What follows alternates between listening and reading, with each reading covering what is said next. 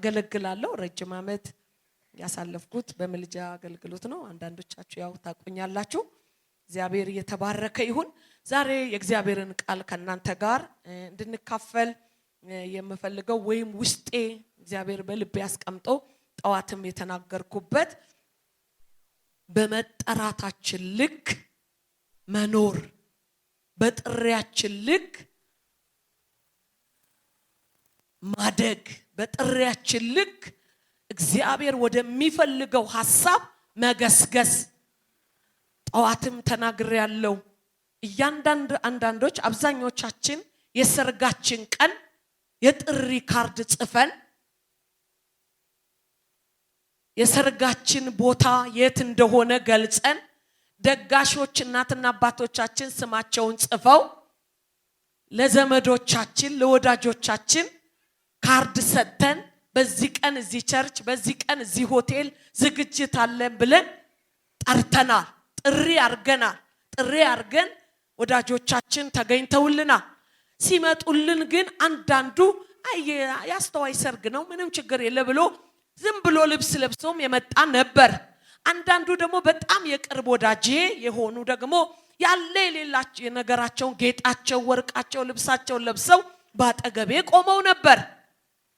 ግን እኔ ለሁሉም የጥሪ ካርድ ልክ ያለው አንዳንዱ ትኩረት ሰጥቶ የኔን ሰርግ ለኔ ሰርግ ከጎኔ ለመቆም እግዚአብሔርን ከኔ ጋር ሊያመሰግን መጥቷል። አንዳንዱ ደግሞ ግድ የለም ዛሬ እንሂድ እንዲሁ እንደው ከምትቀየመኝ ወይ መሄድበት ስለሌለ ወይ ደግሞ የቀጠርኩት ሰው እስኪመጣ ደረስ ብዬ ልመለስ ያላል።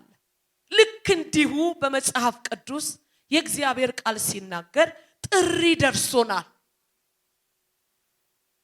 ይሄ ጥሪ የተሰጠን ከዘላለሙ ጌታ ከክርስቶስ ኢየሱስ የጥሪ ካርድ ለእያንዳንዳችን መጥቶልናል። በዚህ የጥሪ ካርድ ላይ እንዴት ሆነን ወደ ግብዣው ወደ ሰርጉ መምጣት አለብን የሚለውን ጥቂት ነገር ከእግዚአብሔር ቃል መናገር እፈልጋለሁ። ይሄ ሐዋርያው ቅዱስ ጴጥሮስ የሚናገረው ከቁጥር 1 ጀምሮ ተንኮልን ጥለን፣ ክፋትን ጥለን፣ አመፃን ጥለን፣ ውሸትን ጥለን፣ አመንዝራነትን ጥለን አሁን እንደተወለደ ሕፃን ቅድም እንደተጠመቁ ሕፃናት እንደነሱ ሆነን የቃሉን ወተት እየተመኘን መንፈሳዊ ቤት ለመሆን ምን በሉ ይላል? ተሰሩ። ስትመጡ አስቸጋሪ ሰዎች ነበራችሁ ይላቸዋል ጴጥሮስ። ተንኮል ነበረን፣ ክፋት ነበረን፣ ምቀኝነት ነበረን፣ አመፃ ነበረን፣ የጨለማ ስራ ውስጥ ነበርን። ከዛ ግን አወጣን። ስንወጣ ግን እንዳለ ቁጭ እንድንል አይደለም ሐዋርያው የሚነግረን። ተሰሩ ይላል። መሰራት ደግሞ ጊዜ ይወስዳል። መሰራት ከወገኖች ጋር ህብረት ማድረግ ይጠይቃል። መሰራት ደግሞ ያማል። መሰራት የሚወድ ሰው አለ እንዴ? ያማል፣ ይቆረቁራል፣ ደስ አይልም። በተለይ ደግሞ ባልተሰራ ሰው መሰራት እንዴት ብር ያረጋል መሰላችሁ? ሐዋርያው ጴጥሮስ ግን ምን ይላል? ተሰሩ። መንፈሳዊ ቤት ለመሆን ተሰሩ። በአንዳንድ ደግ ሰዎች እንሰራለን። አንዳንዴ ደግሞ በጣም ጨካኝ በሆኑ ሰዎች ደግሞ እንሰራለን። ቢሆንም ግን መንፈሳዊ ቤት በመሆን እንድትሰሩ እጋብዛቸዋለሁ ይላል። እነዚህኑ ሰዎች የምታመልኩት አምላክ ግንበኞች የናቁት፣ ግንበኞች አይተው ይሄኛው ድንጋይ አይረባም ብለው የወረወሩት፣ እግዚአብሔር ግን ያከበረው እሱ የማዕዘን ራስ የሆነው በሱ እመኑ አታፍሩም እያለ ይናገራል። አንዳንዶች ግን ይላል ቅዱስ ጴጥሮስ በዚህ ምክንያት ለእናንተ ክብር ነው፣ ለአንዳንዶች ግን የእንቅፋት ድንጋይ ነው ይላል። ብዙ ሰዎች በክርስቶስ ይሰናከላሉ። አይወልድም አይወለድም ይላሉ። የተወለደ አምላክ አናመልክም ይላሉ። እኛ ግን የተወለደ ከድንግል ማርያም የተጸነሰ ክርስቶስ ኢየሱስ ስለኛ ኃጢአትና በደል እንደሞተ አምነን የዘላለም ሕይወት አግኝተናል። ሐዋርያው ጴጥሮስ ጥልቅ ነገር ለአማኞች ይናገራል። ጥላችሁ የመጣችሁት ነገር አለ፣ አይታችሁ የመጣችሁት ነገር አለ። ወደ እግዚአብሔር መጣችኋል። አንድ አለት ወደ ክርስቶስ ሕያዋን ድንጋይ በመሆን በመሰራት እየተገጣጠማችሁ መጣችኋል። እደጉ፣ ግፉበት፣ በርቱ ይላል። ከዛ ግን ድንገት ደግሞ መካከል ይገባና እናንተ ግን ይላል። እናንተ ግን ካለ የሆነ ነገር ያነጻጸረ ነው የሚናገረው። የሆኑ ሰዎች እየተሰናከሉ ነው፣ የሆኑ ሰዎች እየተጎዱ ነው። እናንተ ግን ከጨለማ ወደሚደነቅ ብርሃን ጥሪ ደርሷችኋል። ደስ ይበላችሁ። የዓለምን ምናምንቴ ነገር ኢየሱስ ፈለገና አስተዋይን ጠራ፣ አንቺን ጠራ። ግማሹ ጠጪ፣ ግማሹ አጫሽ፣ ግማሹ ዱርዬ፣ ግማሹ ለሀገር አስቸጋሪ፣ ግማሹ ለቤተሰብ አስቸጋሪ፣ ብዙ ነገር ከባድ የሆነውን ሰው በክርስቶስ ኢየሱስ የጥሪ ካርድ መጣለን። ክብር ለጌታ ይሁን። ይሄ ጌታ የጠራው ታዲያ የትስ አይጠራም ብላችሁ ትላላችሁ? ቤተ መንግስት አይጠራም ይሄ ሰው? የትስ አይጠራም? ትልቁ ጌታ ክብሮ ጠርቶታል። ሐዋርያው ጴጥሮስ ትኩረት የሚሰጣቸው ነገር አለ። እናንተ የተጠራችሁት ከጨለማ ወደሚደነቅ ብርሃን ነው የመጣችሁት ይላል። እኔ አንዳንድ ሰው እንዲህ ይላል፣ አይ እኔ ጎጆ ቤት የሚያመልክ ስኒ ደርድሮ የሆነ ጫት እየበላ ምናምን የሚያመልክ ቤተሰብ አይደለንም፣ እንዲሁ ነው የመጣሁት ወደ ጌታ፣ እንደው ጸዳ ብዬ ነው የመጣሁት ይላል። ግን እንደሱ አይደለም። ኤፌሶን ምዕራፍ 2 ላይ ምንድነው? በአየር ላይ ላለ አለቃ መንግስት ትገዙ ነበረ፣ እሱ ነበር የሚያዛችሁ እያለ ይናገራል። ስለዚህ ክርስቶስ ወደኛ ህይወት ሲመጣ ብርሃን ወደኛ ህይወት ገባ። ለዚህ ነው ብርሃን ወደ ዓለም ገባ፣ ጨለማ ምን አላለው? አላሸነፈው።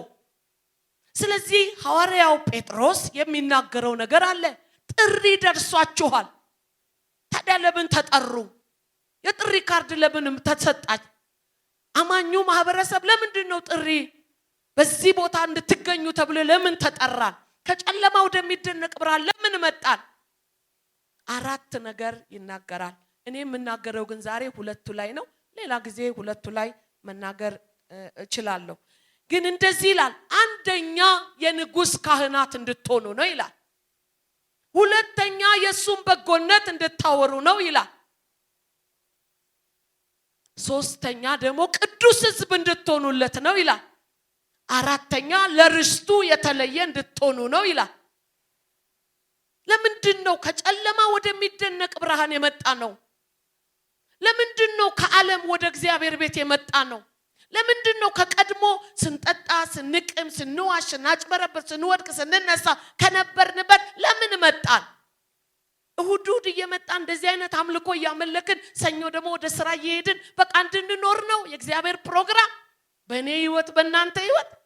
ጴጥሮስ ግን የሚናገረው ነገር አለ። ዛሬ 2ቱን ነጥብ ላይ ነው መናገር መፈልገው። አንደኛ ይላቸዋል የሱን በጎነት እንድታወሩ፣ የምስራቹን እንድትናገሩ፣ የእግዚአብሔርን መልካም ዜና እንድታስተላልፉ። እናንተ መልካም ዜና ካላስተላለፋችሁ የውሸት ዜና ዓለምን ስለሚሞላ ይላቸዋል። ለካ ኢየሱስ ክርስቶስ ያድናል የሚል ዜና የምስራች ነው። ለዓለም የምስራች አዲስ ዜናን፣ የከበረ ዜናን፣ በጎነቱን አውሩ፣ መልካምነቱን ተናገሩ። የክርስቶስን ፍቅር ቀምሳችኋል፣ ምህረቱን አይታችኋል፣ በጎነቱን ቀምሳችኋል። ስለዚህ በጎነቱን ተናገሩ። የሐዋርያት ቤተክርስቲያን እንዴት ነው ያደገችው? ምን አይነት ሰዎች ስለነበሩ ነው? ክንፍ የነበራቸው እንደው በቃ ኃይለኛ የጦር መሳሪያ ያላቸው ናቸው? ምን አይነት ነበሩ? እነ ጳውሎስ፣ እነ ዮሐንስ፣ እነ እንድርያስ ምን አይነት ነበሩ? የሐዋርያት ቤተክርስቲያን አማኞች ይናገሩ ነበር በጎነቱን። ጠዋትም ስናገር ነበር። ወደ ባህር ዳር ሄደን ሌሊት እየጸለይን መንፈስ ቅዱስ አንድ ነገር አለኝ። ምስክር ሁኝኝ አለ። ምስክር እየጠፋ ነው በዓለም። የክርስቶስ ምስክር እየጠፋ ስለሆነ አንቺ ለምስክርነት ትፈልጊያለሽ አለኝ። ለዚህ ነው ደቀ መዛሙርትን በሐዋርያት ሥራ ምዕራፍ 1 ላይ ምስክሮቼ ትሆናላችሁ አለ። በተለይ ዳኞች በሕግ ዙሪያ ያላችሁ ሰዎች ከኔ የበለጠ ታውቃላችሁ። አንድ ወንጀል ተሰርቶ እውነተኛ ምስክር ከሌለ የገደለው ውጪ ይሆናል፣ ያልገደለው ወይኒ ይጣላል። ምን ስለጠፋ? ምስክር ወይም ማስረጃ ስለሌለ ይላል ፖሊስ። ስለዚህ ምስክር ስለጠፋ በዚህ ዘመን ይላል ጴጥሮስ ተነሱና በጎነቱን አውሩ። በዓለም አንድ ጥናት የተጠና በኢትዮጵያ ዙሪያ የተጠና ጥናት ብለው ትናንት ሲናገሩ ሰምቻለሁ። ኢትዮጵያ ለምንድነው ደሃ የሆነችው? ለምንድነው ጎስቋላ የሆነችው? ለምንድነው ከድህነት ያልወጣችው ሲባል ለ3000 ዓመት ክርስትናን ብቻ ይዛ ስለተቀመጠች ነው። ሰይጣንን አያችሁት? ስለዚህ ሳለ ሰይጣን እኔ ደግሞ ይሄ አለኝ የሚያበለጽጋችሁ ምን አይነት መሰላችሁ? ያ የክህደት መንፈስ፣ ያ የክርስቶስ ተቃዋሚ መንፈስ እኔን ብትከተሉ እኔን ብታምኑ አበለጽጋችኋለሁ፣ ብዙ ሀብታም ትሆናችኋለሁ ብሎ እንዳማራጭ ይዞ መጣ። ሰይጣን ሁሉ ጊዜ እዩት ክፉ ነገር ይሰራል፣ ለክፉ ነገር ደግሞ መፍትሄ አለኝ ብሎ ይመጣል። የሰራዊት ጌታ እግዚአብሔር ከኢትዮጵያ ላይ ይንቀለው፣ ይንቀለው በኢየሱስ ስም። ኢትዮጵያን አይዛትም። በጎነቱን ግን አውሩ። ተማሪዎች፣ ሰራተኞች፣ አገልጋዮች፣ ነጋዴዎች፣ ወጣቶች፣ ህፃናት ተናገሩ። የክርስቶስን ፍቅር አውሩ። መልካሙን ዜና መስክሩ። እነግራችኋለሁ በዓለም ዙሪያ ታሪክ የሚገለብጥ የክርስቶስ በጎነት ነው። ሐዋርያው ጴጥሮስ በጎነቱን አውሩ፣ መልካምነቱን ተናገሩ ይላል። የሐዋርያት ቤተክርስቲያን እድገቷ እንዲጨምር ያደረገው በአንጾኪያ የመጀመሪያይቱ ቤተክርስቲያን እንድትተከል ምክንያት የሆነው በስጢፋኖስ መገደል ምክንያት የተበተኑ ሰራተኞች፣ ያውም አገልጋዮች አይደለም እንደኔ እንዳንዳንዶቻችሁ ሰራተኞች የነበሩ መምህራን፣ ሐኪሞች የነበሩ ልክ ስጢፋኖስ ሲገደል ህዝቡ ሲበተን በሄዱበት ቦታ ሁሉ ወንጌልን ሰሩ። ዛሬ ሰራተኞች ባለራዕይ የሚያረግ፣ ተማሪውን ባለራዕይ የሚያረግ፣ የወንጌል ባላደራ የሚያረግ የወንጌል እሳት ይውደቅብን። ይሄ ጸጋ ይለቀቅብን። ይሄ እሳት ይውደቅብን ወገኖች። ሐዋርያው ጴጥሮስ የሚናገረው በጎነቱን ተናገሩ። እንዳይመስላችሁ የክርስቶስን በጎነት ካላወራን በቢሊየን ዶላር ይዞ እየመጣ ያለ ክፉ አለ፣ ጨለማ አለ፣ የመስቀል ጠላት አለ። እኛ ችግር የለም በቃ እንተኛለን፣ እንበላለን፣ እሁድ እንነሳለን፣ እናመልካለን፣ እንሄዳለን። እንደሱ ሆነን ከዘለቅን እነ ጴጥሮስ እነ ጳውሎስ ያገለገሏት ከተሞች እነ ኤፌሶን እነ ቱርክ 99% ነው ዛሬ ይሄኛው የክደት መንፈስ ነክሶ ያለው። እባካችሁ በጎነቱን አውሩ ይላል ሐዋርያው ቅዱስ ጴጥሮስ። ሁለተኛ የሚናገራቸው ነገር አለ። ካህናት ናችሁ፣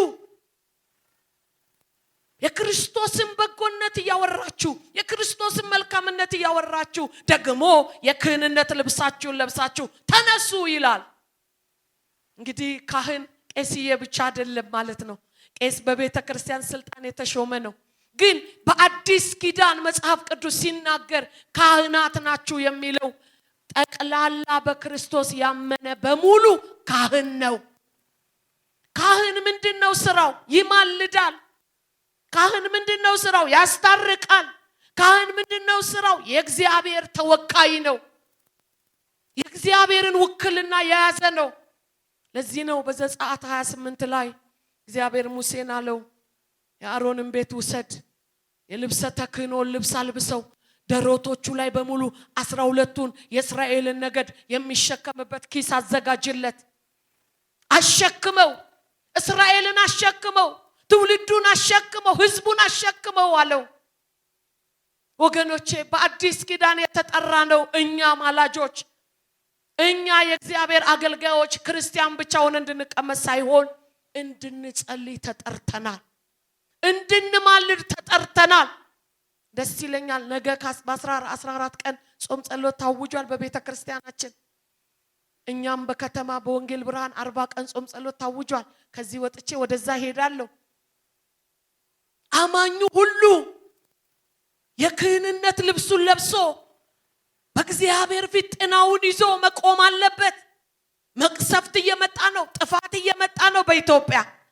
የዘረኝነት ጥፋት፣ የግብረ ሰዶም ጥፋት፣ የሌዝቢያዊነት ጥፋት፣ የጨለማ ጥፋት፣ የድህረ ዘመናዊነት ጥፋት በዓለም ዙሪያ ያሉ ኢትዮጵያን ከበዋታል።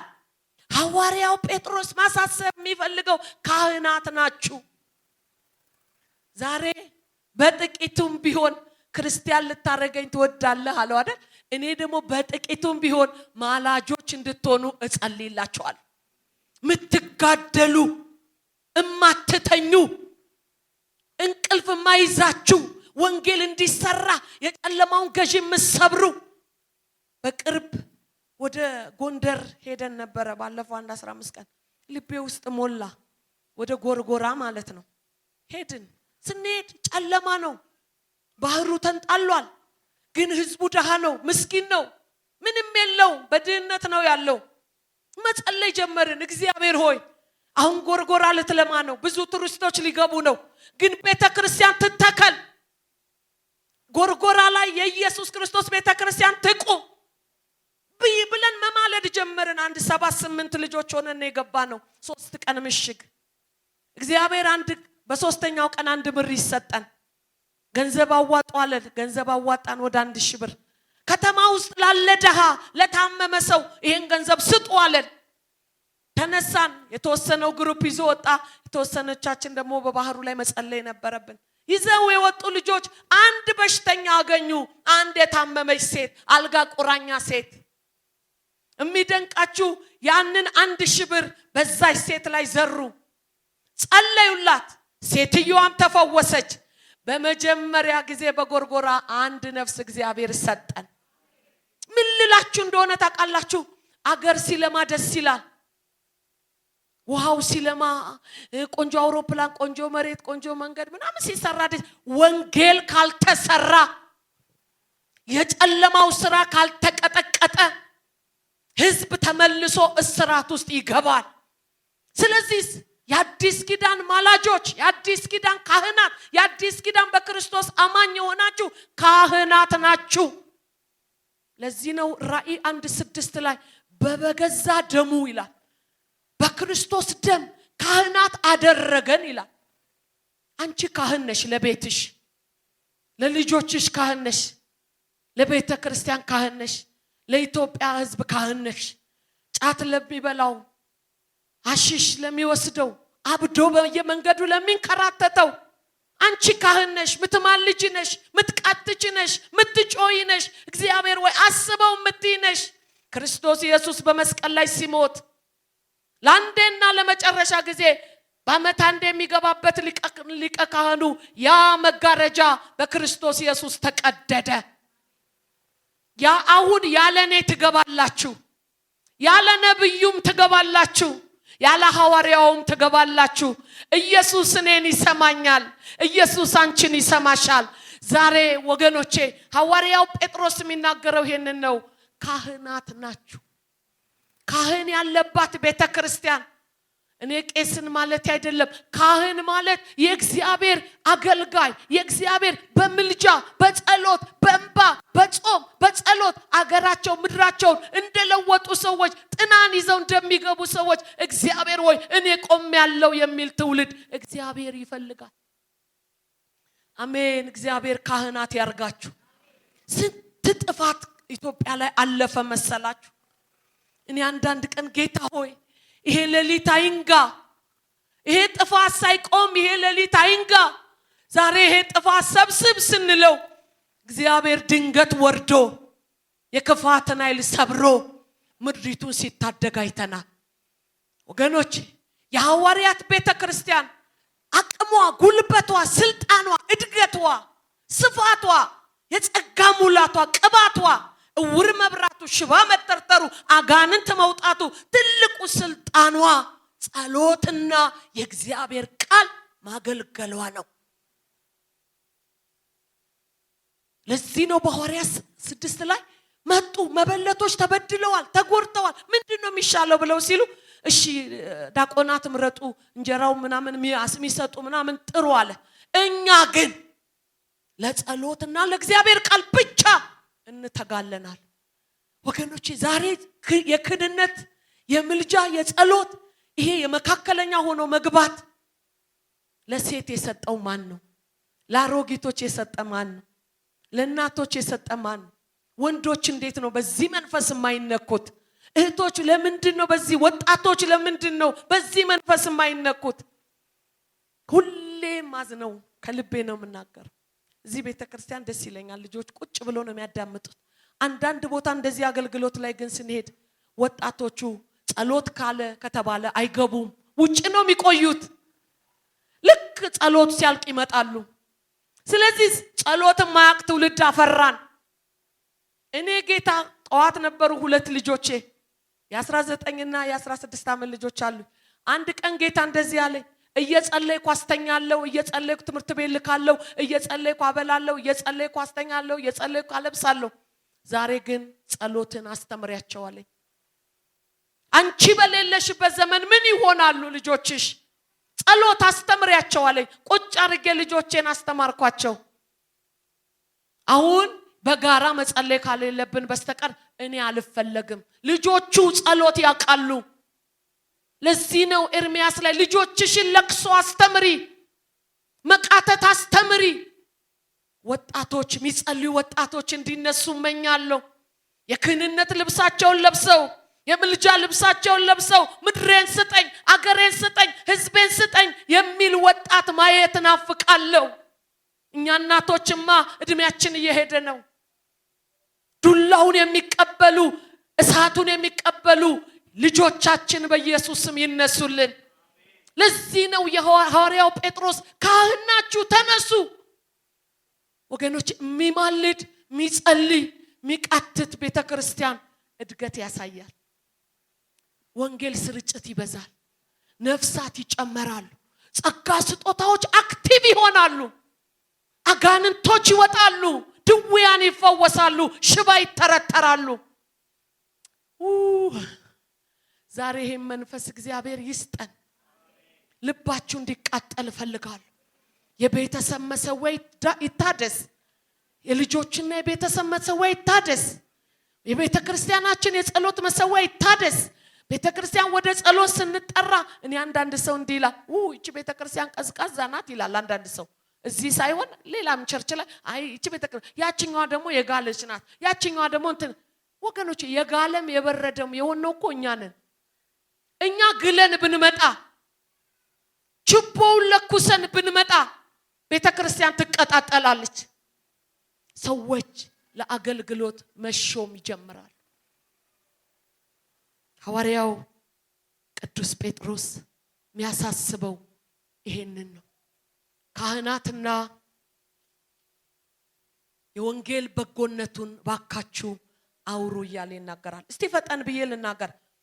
እሺ እኔ በጎነቱ ማውራት ፈልጋለሁ፣ መልካምነቱ መናገር ፈልጋለሁ፣ ደግሞ የክህነትን አገልግሎት መልበስ ፈልጋለሁ፣ ልጆቼ ላይ እጅ መጫን ፈልጋለሁ፣ የጸሎት እሳት እንዲቀጣጠልባቸው ፈልጋለሁ። ግን ይሄንን ማን ነው ሊያደርግ የሚችል? ምንም ውስብስብ ሳላረገው ዳግም የተወለደ ሁሉ ይችላል። ለወንጌላዊ ወርውረን አንቀመጥም፣ ለቄሳችን ወርውረን አንቀመጥም። በጎነቱን ማውራት መልካምነቱን ማውራት በሙሉ ለዳነው ማህበረሰብ እግዚአብሔር የሰጠው ስጦታ። ሁለተኛ በመንፈስ ቅዱስ የተሞላ መንፈስ ቅዱስ ውስጡ ያለ በልሳን የሚናገር ብቻ አይደለም። በመንፈስ ቅዱስ የተሞላ ሁላችን መንፈስ ቅዱስ በእኛ ውስጥ አለ። ያንን መንፈስ ማቀጣጠል፣ ማነሳሳት፣ መቀስቀስ ለብ እንዳንል መንፈስ ቅዱስ በህይወቴ ስራ፣ በቤተ ክርስቲያን ስራ መንፈስ ቅዱስን እንደ ልጅነታችን ወራት መጋበዝ።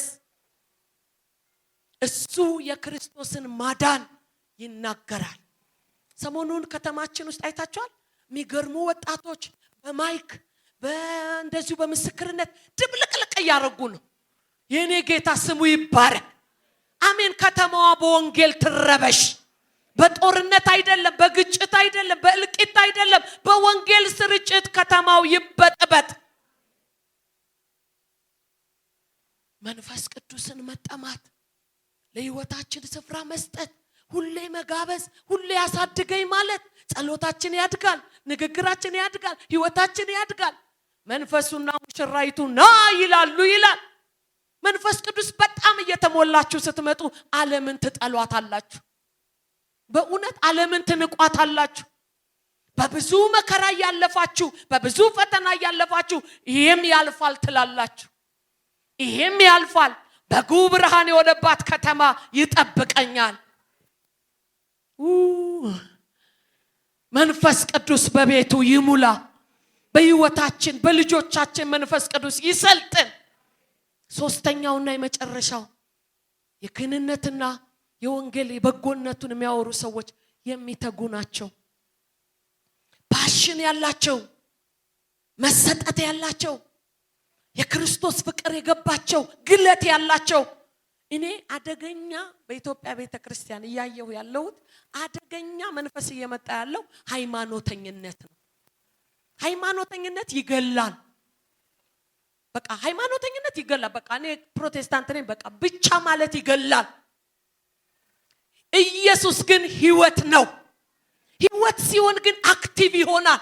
ኃጢአትን እንቢ፣ ዓለምን እንቢ፣ ጠላትን እንቢ፣ ጨለማን እንቢ የምንልበት አቅም ይሰጠናል።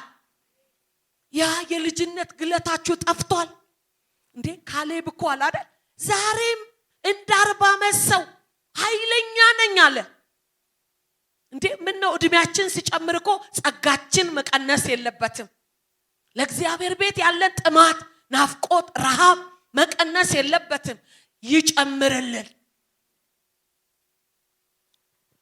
ስለዚህ የቀድሞ ትጋታችን፣ የቀድሞ ለክርስቶስ የነበረን ፓሽን፣ ፍቅር፣ ምስክርነት ሰፈር ውስጥ እነዚህማ ክርስቲያኖች ናቸው፣ እነዚህማ የኢየሱስ ተከታዮች ናቸው። አሁን እኮ በሰፈር ውስጥም ደስ አይልም ምስክርነታችን።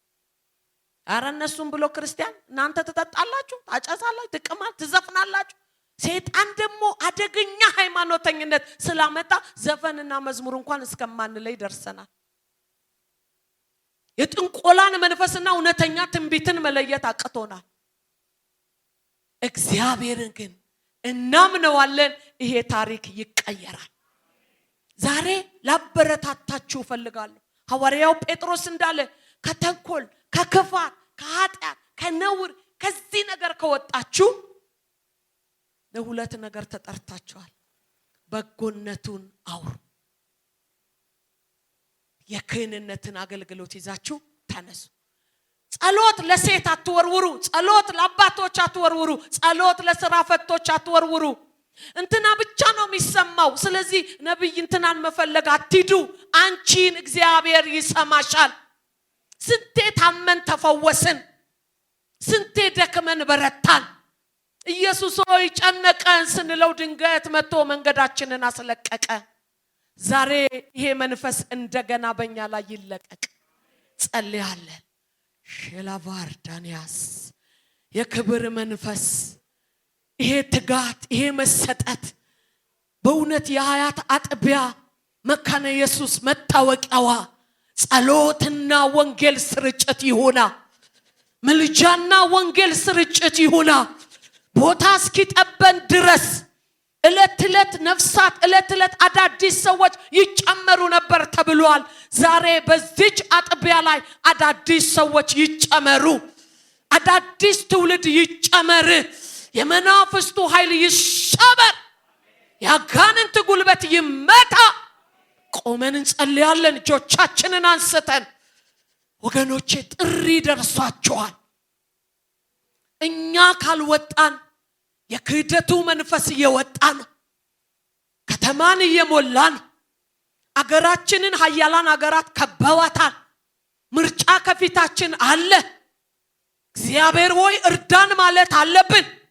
ልጆች በሰላም ወጥተው እንዲገቡ፣ ተማሪዎች በሰላም ተምረው እንዲመጡ፣ ነጋዴው በሰላም ነግዶ እንዲገባ፣ ቤተክርስቲያን በስልጣን ወንጌል እንድትሰራ እጆቻችንን አንስተን ጌታ ሆይ ና ልንለው ይገባል። ዛሬ የክህንነት ልብሳችን አባ ዛሬ በኢየሱስ ስም አስነሳን የኔ ጌታ። ነገራችንን ቀይረው የኔ ጌታ።